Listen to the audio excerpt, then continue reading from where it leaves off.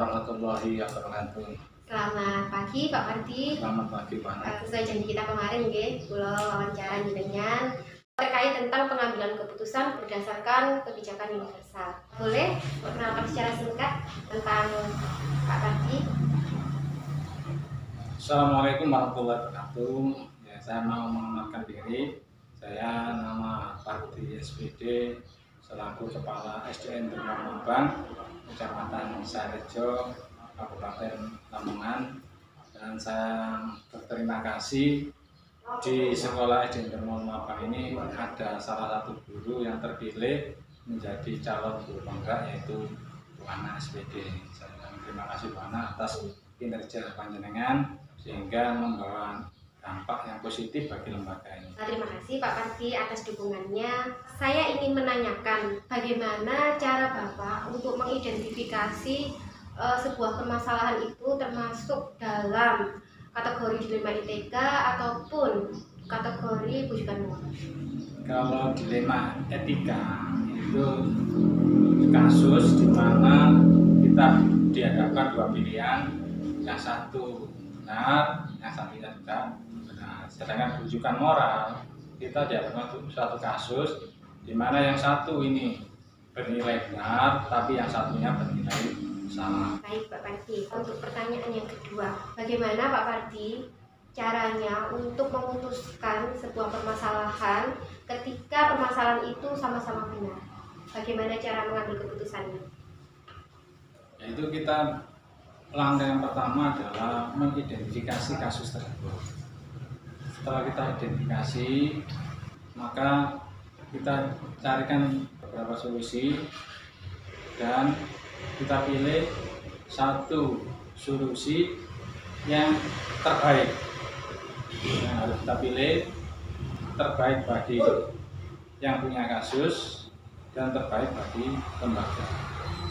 Baik, kalau boleh saya rangkum ya Pak. Jadi untuk mengambil keputusan tersebut, Bapak melakukan identifikasi, kemudian mencari solusi, dan dari beberapa solusi yang ada, Bapak mencari yang terbaik, mana yang terbaik bagi kasus tersebut, juga yang terbaik bagi lembaga, begitu ya Pak? Yeah.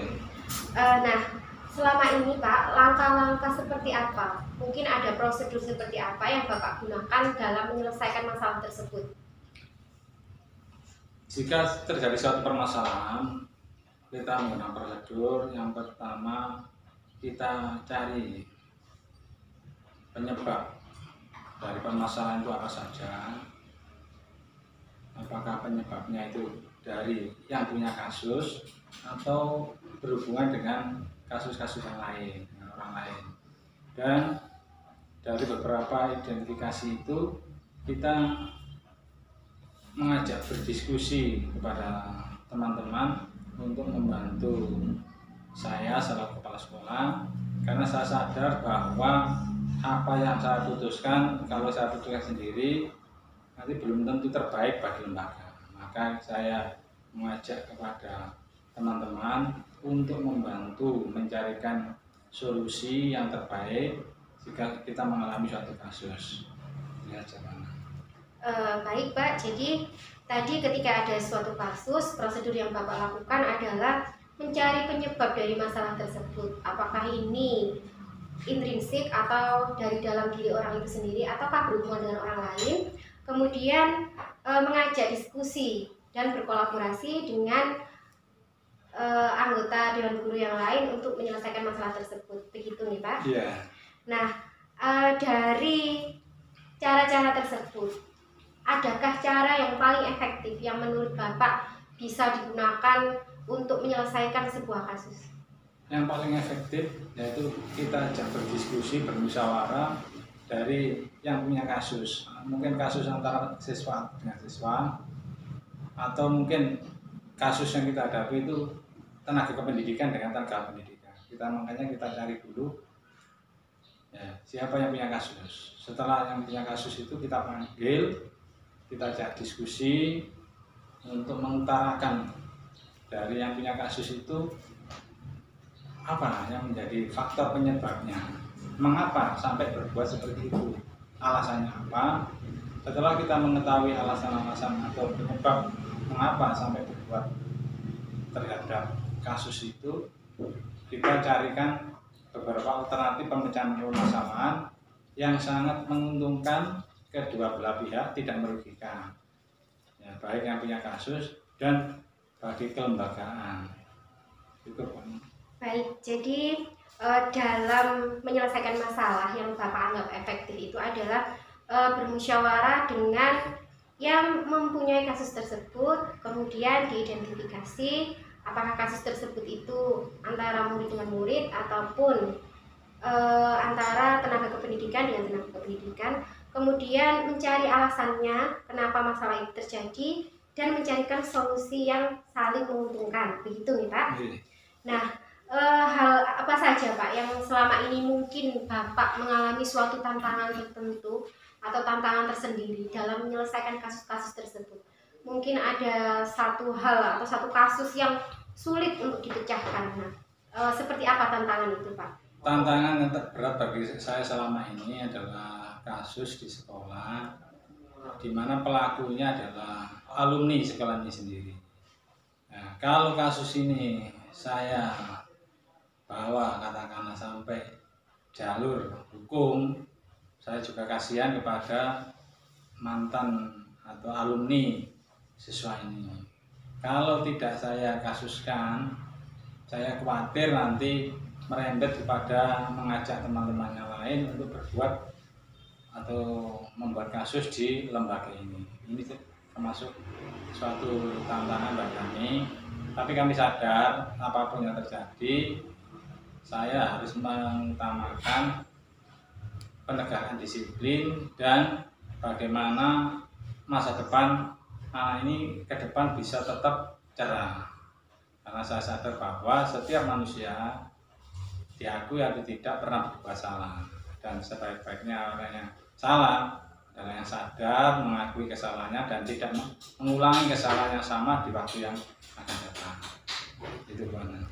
Baik Pak, dalam penyelesaian masalah ini, apakah Bapak mempunyai jadwal tertentu untuk menyelesaikan masalah, ataukah langsung diselesaikan pada saat itu juga Pak?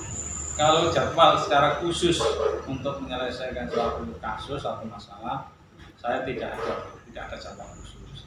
Saya menyelesaikan suatu masalah itu bersifat insidental, di mana terjadi suatu kasus, suatu permasalahan di lembaga kami.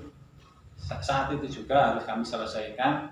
Semakin cepat kita menyelesaikan, maka akan semakin baik bagi lembaga secara kelembagaan maupun yang punya kasus tidak berlarut-larut.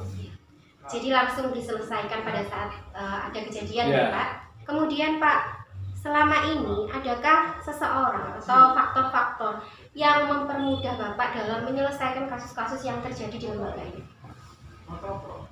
Yang membantu kami untuk menyelesaikan kasus adalah berkolaborasi dengan semua pihak, baik dengan guru, murid maupun orang tua, di mana pada saat terjadi kasus kita langsung berkolaborasi dengan orang tua. Misalkan kasusnya itu melihat kasusnya dulu, kalau kasusnya cukup ditangani tanpa bantuan orang tua, maka tidak akan melibatkan orang tua. Tapi kalau ini penting, dianggap penting bahwa orang tua harus dilibatkan demi masa depan anak, maka orang tua dan guru ini ikut kita libatkan untuk membantu penyelesaian kasus yang terjadi di lembaga. Oke. Jadi yang dapat membantu untuk menyelesaikan masalah itu adalah orang tua dan juga guru yang ada di lembaga ini nih Pak. Ya.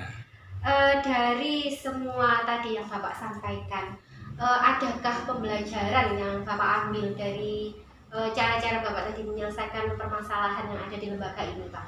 Pembelajaran yang saya ambil itu adalah kita sadar bahwa setiap manusia hidup itu pasti punya suatu masalah.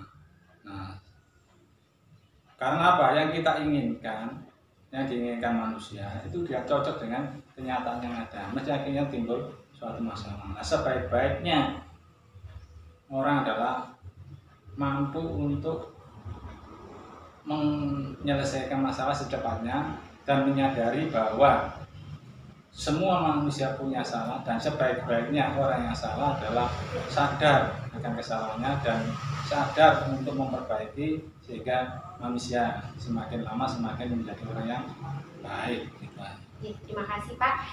Jadi pembelajaran yang dapat kita ambil adalah bahwa setiap orang pasti memiliki kesalahan, dan sebaik-baiknya manusia adalah yang mau mengakui kesalahannya dan dapat memperbaikinya. Begitu nih Pak.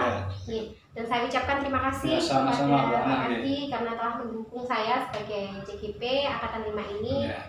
Assalamualaikum warahmatullahi wabarakatuh. Waalaikumsalam warahmatullahi wabarakatuh. Terima kasih.